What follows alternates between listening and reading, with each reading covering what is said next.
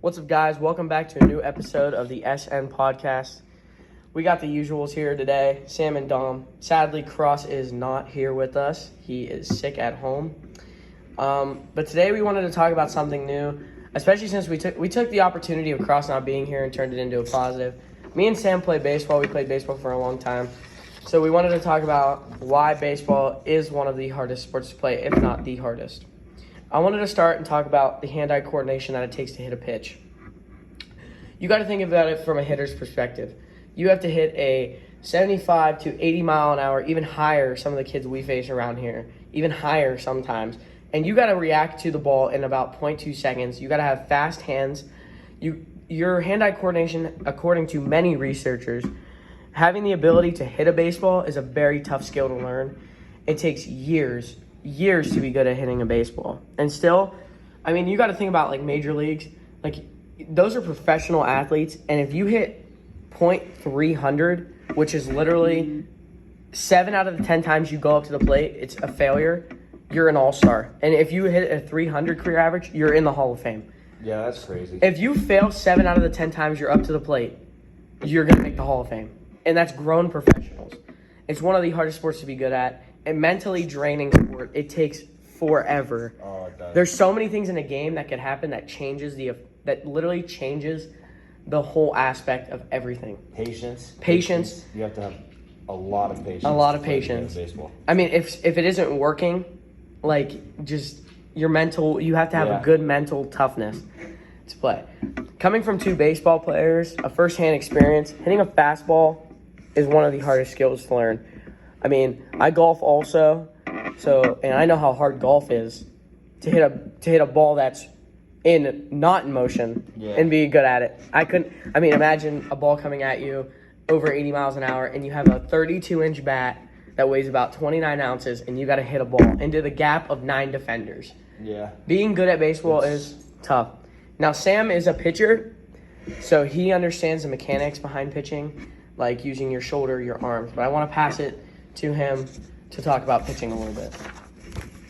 Yeah, the mechanics behind pitching is very difficult because if one thing goes wrong with your pitch,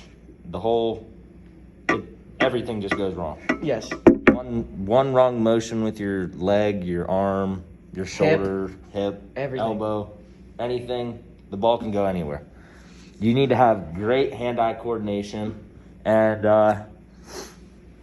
like the one time I was in a game, it was the Salem District semifinal game. District semifinals game.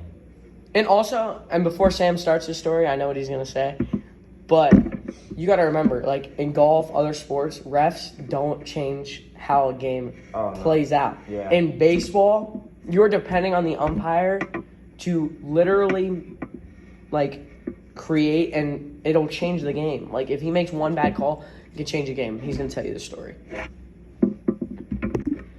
All right, so it was our district semifinals game against Salem at Salem, and I went in to pitch the third. You were relieving. Third or fourth You were inning, relieving. I believe. Yep. But then in the 5th inning, it was 2 outs. The count was 2-2. 2 balls, 2 strikes. It's very crucial. Oh, and there was a guy on second. There was a guy on second, yes. And I threw a curveball right down the middle. I mean, it ends the inning. It could have ended the inning. We were in the lead, up by 1. Could have ended the inning. Got us out of there, still with the lead. But the umpire called it a ball. It was right down. After I tell you the rest of the story, I'll Here's a show clip. you the video. Here's the clip right here. Yep. And yeah. And then the next pitch, I threw him one right down the middle. He got a base hit, and the guy scored off second. Yeah. Very tragic.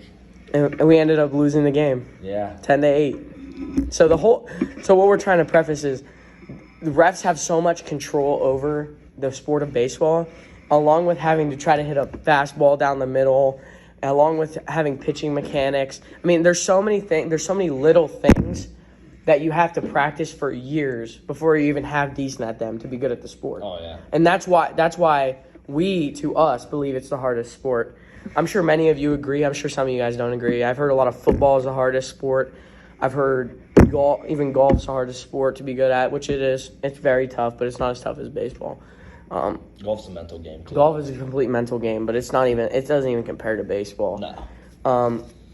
We also, from firsthand experience, we practice 6 months of the year, 7, 8 months, eight really hard core months of practice. Yeah. We're on about 4 months of the year, and it takes all this time, and you get to the season, you got the 20 games, including playoffs. Yeah.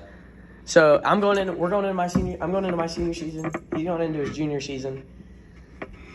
We're trying to go as far as we can.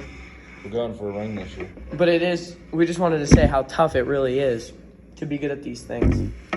And that's why baseball to us is the hardest sport. I'm sure he can agree. But I don't know. And we just wanted to also say thank you guys so much for listening. Make sure you guys tune in for the next episode. The SN podcast is out until next week. Peace. First and second, nobody out, and one bunt changed everything.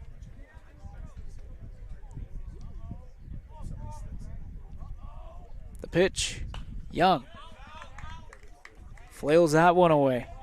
Brock 1 for 2 with 3 RBIs on the base clearing double. That gave Salem a big shot in the arm earlier in this ballgame. Just 2 innings ago. Curveball. Misses outside